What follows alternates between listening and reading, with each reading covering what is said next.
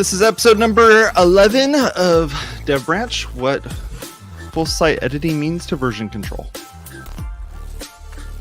Brought to you by ServerPress, Maker's desktop server. They make local WordPress development easy. Check them out at serverpress.com. And Loft. Loft provides support for WordPress sites, including disaster preparedness, patches, maintenance, plugin management, content updates, and more. All that for a flat monthly fee. Check them out over at poweredbyloft.com. And Patreon. Go over to patreon.com/WPwatercooler. Come and hang out with us over on Discord. If you're using our Patreon, we could get you signed up and get you all. I'm Jason Tucker. You can find me over at Jason Tucker on Twitter. Steve. Hi, man. I'm Steve Zengen. I'm the founder of Zeek Interactive, and I run the OC WordPress meetup. I'm not Say Reed. I don't eat WordPress, drink WordPress, and sleep WordPress on all the things. Nope. And it's your boy Jason Cosper, aka Lil API, here to talk some WordPress today. Subscribe to us over on Apple Podcasts, Google Podcasts, and Spotify.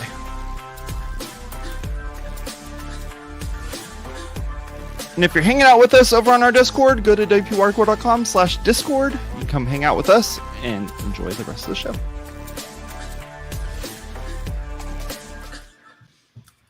Hey, look at Steve. That intro Steve music jumping. is funky. I like it. You put it back on. I like it. Yeah, just keep a bed going underneath. Right? Yeah. No, that's not happening. Oh man. So, full site editing. Yeah. We talked about full site editing last week, and I don't know, it got me thinking a little bit about full site editing as it relates to version control. Steve's whole thing was like, a lot of this stuff's content, and is version control used for content? Not necessarily, but can it be? Should it be? That's kind of where I want to dive in on this a little bit and see, like, are we missing something? Is there something that we should be doing different? I know for me, like, there's plenty of sites where, especially the web hosts themselves will tell you, like, you don't really need revisions turned on. And, turn off revisions. It's just a bunch of bloat for your site. Is revisions like the right way to kind of manage, essentially version control for WordPress sites? Yeah, they're telling you to turn revisions off so you're not eating up a bunch of database space. I mean, that's why they're doing that, right? But I don't know that turning. I know you're kind of just using this metaphorically, but you don't. I would never turn revisions off. You can limit revisions to say 10 or 20, right? So that you don't eat up a ton of database space. But I wouldn't. I think revisions is I would never turn it off. And I have heard hosts say that turn your revisions off and delete all your revisions. But there are managed hosts that turn off revisions by default. I believe WP Engine started that whole trend back in the day. They're like, revisions, who needs revisions? Now that we're going to the full site editor, y'all need revisions. Yeah. Right. And having diffs for these, like, the reason why I'm even bringing any of this part of this up is that, like, if I told you, Steve, you could only have 20 updates that you could put out there for for one file on GitHub, in your repository, you get 20 versions of that, and that's it. Like, what the hell are you gonna do if you can't roll back, you can't do anything. No. So there has to be a good compromise here, and there has to be either a solution that already exists that we're just not aware of, or maybe the WordPress way of doing revisions is kind of the way to go. I don't know here. I'm going to refer back to something we talked about last week, which is ACF Sync, right? That to me is the one that got it right? Say what you want about ACF, right? I realize about all the the bloat that ACF adds to your database. I get all that stuff, right? But we love ACF, and I love it specifically for this ACF Sync feature, because what it's doing is all your configuration settings in ACF. If you go in and you make all your changes to your meta fields and things like that, if you have ACF Sync on, those configuration settings get saved out to your basically your WP content folder or wherever you tell it, right? And so And so it saves out as JSON.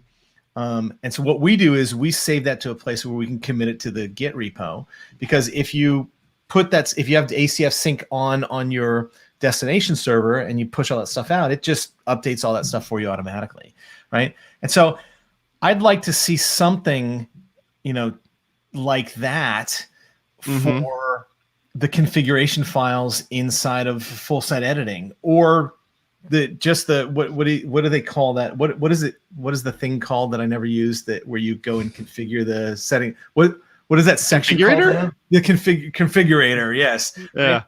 Those customizer, rather. Customizer. Thank you. I was like, yeah, it's not configurator. Configurator is when you buy a car. Customizer is all it's doing is saving options, right? It's saving stuff in your options, in your WP options in your database. So there's no reason that can't be saved out to some sort of JSON file and synced back up on your destination server, just like ACF Sync is doing. Yeah. Yeah. I mean, even in the customizer, you can, if I remember correctly, you can schedule changes to happen as well. There's like a section up on the upper left-hand side, like right next to where it says customizer, where you can, I think it's schedule a change or save a change or something like. Again, I only use it when I have to use it. I'm not like in there, living in there, making changes to it. Yeah. Yeah. So I think the trick is if you do save these changes out to a JSON file, especially if you're on, any hosts, like hosts run backups once a night. Like if you're lucky, there are some hosts that run it like every 2 or 3 nights, just because, like Steve says, storage space is at a premium. Like, database space, things like that are at a premium. So what you have to kind of depend on a service like what's the name of the backup thing in Jetpack? I can't. I See? wouldn't even know. I'm sorry. Right. Yeah. Something like Backup Buddy, right? Sure. Yeah. But I mean, so you'd have to go another step and have a JSON file that effectively, WordPress. Thank you. Thank you, Daniel. Yeah. So having something like where you have the name of the post plus a timestamp. And because say you have like someone working on the site, like I know we were talking in the Discord earlier this week, Tucker was talking about somebody on that at the church he works at was adding a slideshow for Mother's Day to a page on the site. And you don't, when you're doing work like this, you're not doing like a one and done thing. You're not doing like they're going through like iterations. How many times have they saved that file? And if they want revisions, how many revisions of those saves do you want to retain? So if you're writing out to a JSON file that's only getting backed up once a night at best, like how do you solve that? Yeah, like Daniel was saying in the chat here, is that he was thinking about even coming up with a cloud solution to kind of manage WordPress revisions. Like something like that has to end up. There is something like that, right? And I want to give a shout out to one of our sponsors, right? WP Site Sync is close to what you're talking about, and WP Site Sync is awesome, right? So WP Site Sync, not only will it sync, I mean, what it's meant for is for syncing content, right? Because if you're, let's say you have a production server and a staging server, or a production server and a dev server, and there's critical information on your production server, right? But you've made some content changes on your staging server, right? In something like WP Engine, they have a button you can push to copy staging over to production. I recommend that you never do that, right? Or, production to staging is fine, but staging over to production means that if something's changed that's critical in production and you've made your change on staging, you're now overriding anything that's happened in between those times when you copied the iteration over to staging, right? WP Site Sync solves that because you can copy content between two sites on a page by page or post by post basis. But they've also extended that to other common technologies like ACF and WooCommerce, and I can imagine that what they'll do is make this work with, full site editor, because again, really all they're syncing is configuration files, right? That's ultimately what they're copying over between the two sites. And something to, Cosper touched on, you mentioned a timestamp, right? That's how ACF is handling their syncing, right? And so those JSON files that get saved out have a Unix timestamp in the bottom of them. So if you make a change, it updates that Unix timestamp, and that's how ACF knows that this is newer than the one that it currently has. So that's the system that they're using. And I imagine WP Site Sync does something very similar. They're timestamping all the content. Right. And another tool for this, they're not a sponsor, but they should be, is WP Merge. Yep. They should definitely be giving Jason some money. Absolutely.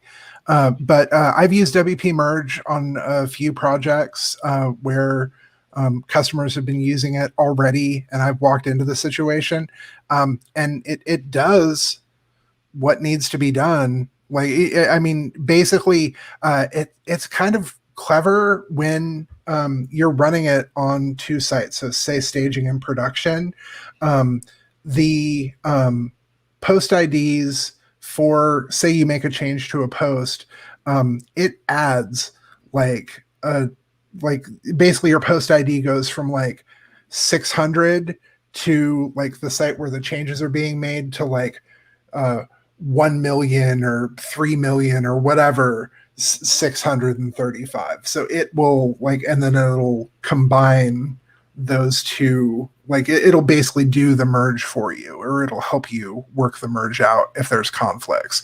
It works well. It's pretty clever. So I just, I got to give a shout out to them, definitely, because I've used them and liked them when I used it as well. And also, please give Jason money. But again, I think what we're really talking about here is all these systems, all they're syncing is content, right? And so, when I think of the full site editor changes or design choices that you're making and pieces that you're building within full site editor, it's still just content, right? Because to me, configuration files are content. Right. Yeah. That's where that separation between front end, back end, stuff stored in the database, files that exist on the server that are loading up WordPress and the themes and all those sorts of things. There's that piece in the middle there, and we're not checking things in and checking things out. We're not doing any of those merges or any of that sort of stuff. It's not built in. It's like, how do you pull this off? So it sounds like there's plenty of different pieces of software to do this. Just none of them have won the race. Like no one's like, oh, we have to use this one. Like this is the absolute best.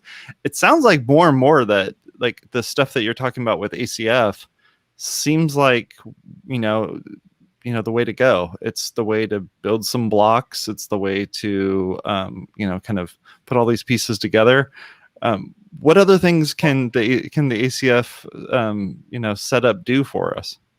Well, I was going to mention a whole different one that I mentioned last week as well. And I briefly mentioned a completely separate tool called Paw, right? So Paw is a tool that we use for testing APIs. It's a way to kind of visualize URL calls and headers and things that you would not necessarily need to, can't see in a web browser, right? Sort of background stuff.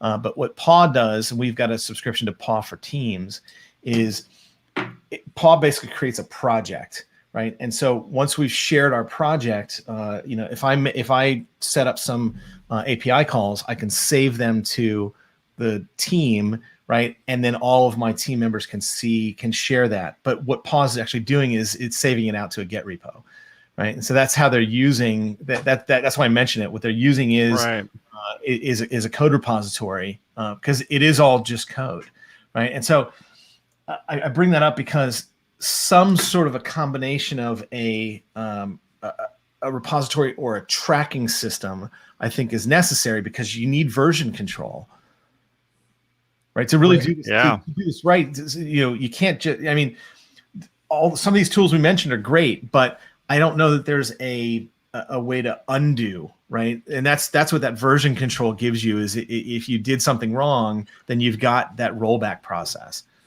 Mm-hmm. Yeah, I will give WP Engine some respect.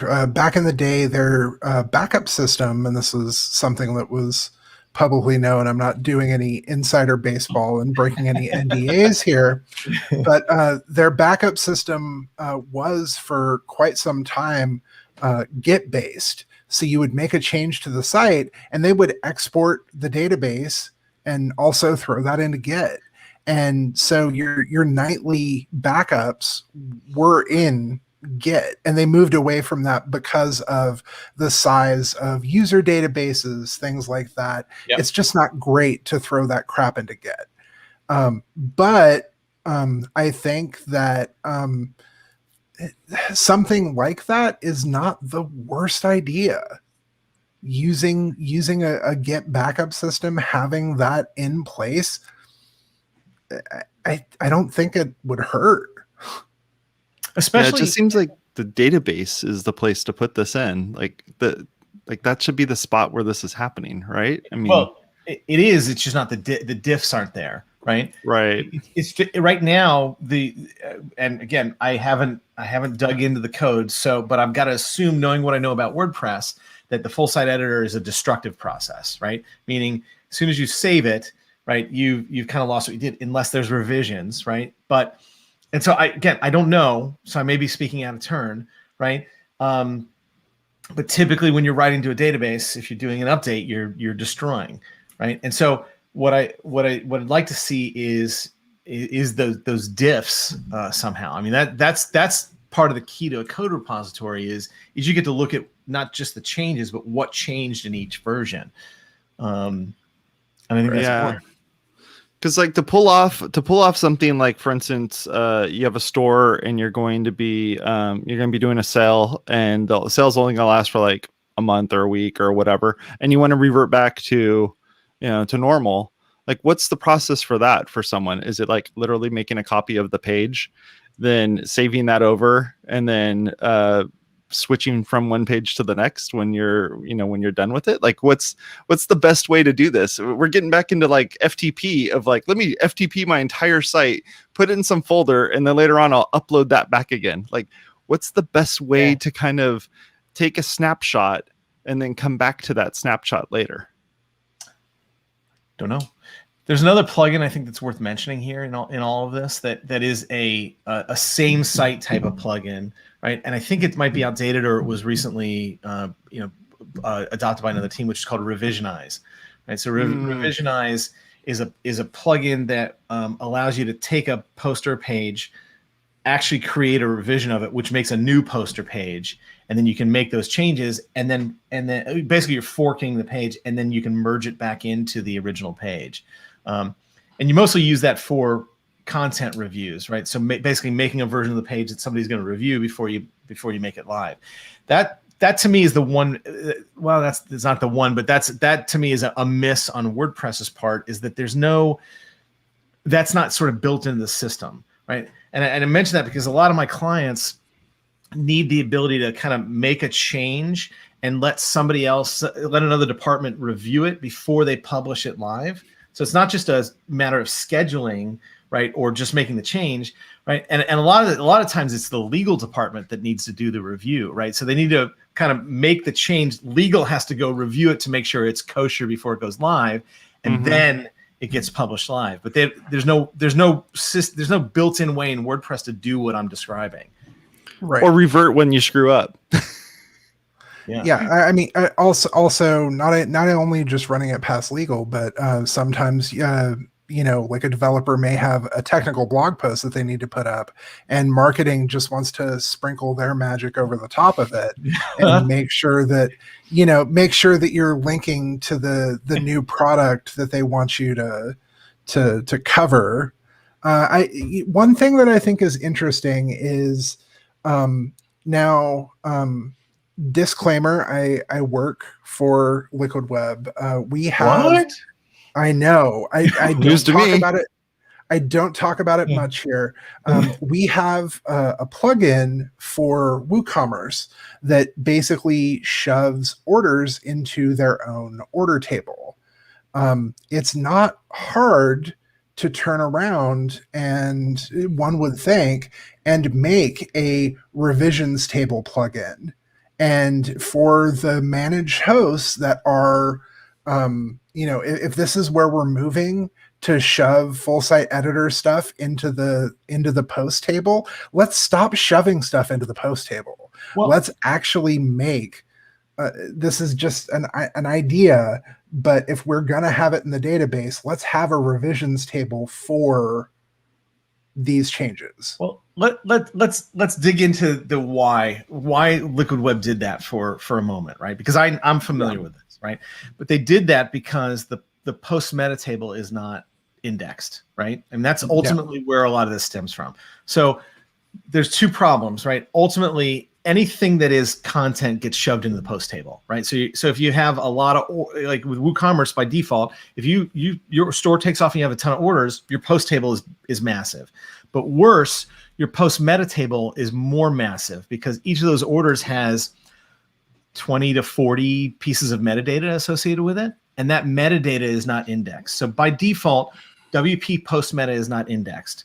So I'm assuming that Liquid Web did what they did to make orders fast, right? Right. That's simply fast. Separate them out from posts, index them, right? And so it becomes fast, right? Correct. Okay. And so I think what the reason I'm explaining all that is we had a similar conversation about comments a few episodes back, right? Or excuse me, or order notes and comments, right? Everything, there's a lot of stuff that gets shoved into the comments table, right?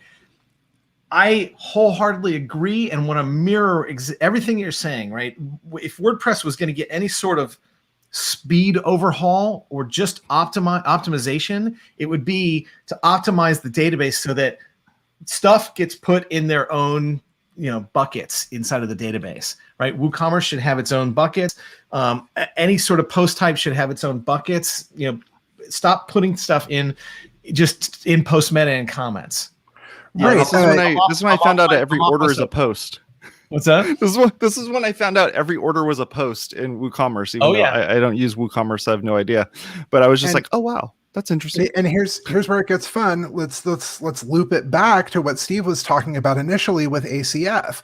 ACF adds a ton of data to post meta. Absolutely. I like ACF. I think it's a very useful tool, but it adds a ton of data. If we could be shoving that data somewhere else to keep things fast, why don't we do it? And just to explain that, what ACF does is for every piece of metadata it saves two rows.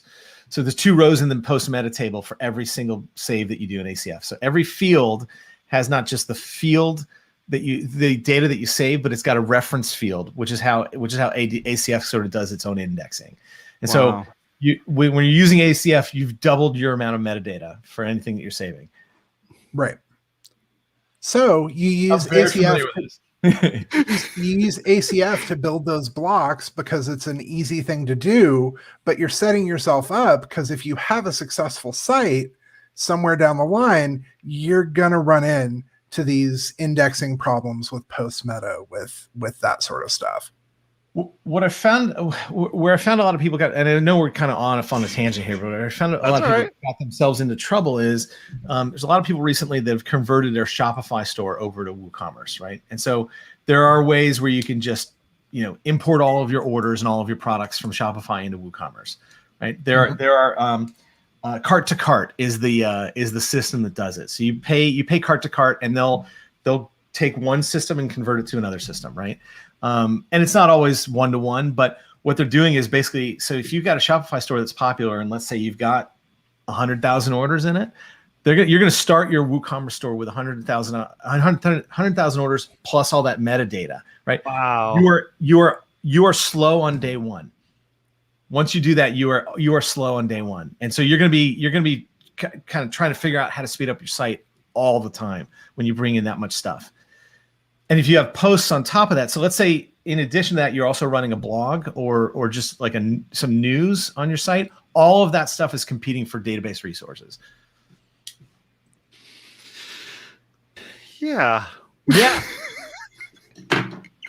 I mean, I get it. Your customers want to be able to go back in and pull up their past orders. Your customers want to be able to find out when that order is going to be shipped. Like, there's all that stuff. I get it. And to bring it back to the full site editor, like, people are going to want to look at how the pages changed over time. Not everybody is going to want to do that, but there are going to be people who want to, like, oh, can we go back to this old, like, after we run this promotion, can we go back to this old design? Here's my real concern is let's say one of these people that is converted over to Shopify, or they already have a WooCommerce store that's got hundreds of thousands of orders sitting in their database, and now they add full site editor on top of it. And full site editor is competing for the same resources because it's using the same tables. It's going to be slow. It's going to be slow to the point, if you haven't done the proper optimization, it's going to be slow to the point where it's unusable. Wow. I've seen it. I've seen it with other page builders. Sure. So what's the solution? What should we be talking about next month? These are not easy problems. These are big fixes that just get to the sort of the core of what's wrong with the WordPress database. Right? You're not going to solve these overnight. I've got suggestions. I don't have to. Right? Well, I mean, for the longest time, the WordPress way was to shove everything into the standard tables, posts and post meta, comment and comment meta, all of that. It's interesting because that is how people were doing things, to the point where I believe EDD started off and they were doing stuff in their own table. Then they went ahead and tried to do things the WordPress way, went and pulled everything into posts and post meta. Then they were like, hey, you know what? This sucks. So now let's go ahead and pull everything back into our own tables. And they're working on unscrewing this thing that they did all those years ago, trying to make things more the WordPress way, when the WordPress way, it seems good on paper, but once you actually start to get into implementations and server level stuff, you've just made yourself a huge problem. And I got to tell you, Jason, I know we're running short on time here, but the same thing exists in the user meta table, right? So if you've turned on BuddyPress and your site is taken off, the same exact problem exists. So user meta is not indexed, just like post meta is not indexed, right? And the reason it's not indexed is because that one field that stores all the data is as much as you want to throw in there, right? So it's not a varchar. It's just a what do they call it? A blob or a long text, or it's just an empty void. Throw whatever you want in there, and they don't index it. So those two tables, post meta and user meta, the meta value field is what I'm talking about, not indexed. Right. That's the real problem. Apparently we have some things we need to solve, and we're obviously not going to solve the world's problems here. No, I love Dev Branch. The Dev Branch should just be subtitled, vent about what we don't like about WordPress. But then what are we going to do on WaterCooler? Oh, wait. Oh, yeah. Oh, yeah. It was a fork, so there you go. Here's the thing. Oh, boy. Cosper, I deal with this a lot, but Cosper deals with these things all day long. Like, this is these are always open wounds for Cosper. Yeah, absolutely. Yeah. It's a scab that keeps getting picked, and there is a slow trickle of salt over the scab, and it just keeps going into the wound. Oh, man. Oh, boy. Well, hey, Guys, thanks a lot for talking about this with me. I appreciate it. I know we didn't come up with a good way of doing this, but hey, we'll get there at some point. Or like Steve always says, there'll be something else that we'll end up using 10 years from now. I was gonna say that's how we stay on the air. It's a cliffhanger at the end of every episode. We don't solve anything. Just come back next week. Maybe we'll suggest something next week. But one thing I want to think about real quick before we close out is Steve says, in 10 years, we're going to switch to something else, but we've been doing this for 8 years. Did I say that? I said that about 10 years ago. So if it doesn't happen in 2 years, then, I was wrong, but I've been wrong before. I've been wrong before. I'll be wrong again. Oh man. Well, hey, thank you guys. Talk to y'all later. Here's our outro. Go over to WPwatercooler.com/subscribe, where you can subscribe to either WP Watercooler or Dev Branch, the show you just watched right now. You can subscribe to us as an audio podcast as well as video on YouTube. We stream this all over the place, so feel free to go find us wherever it is that you consume cool content like ours. Talk to y'all later. Bye-bye.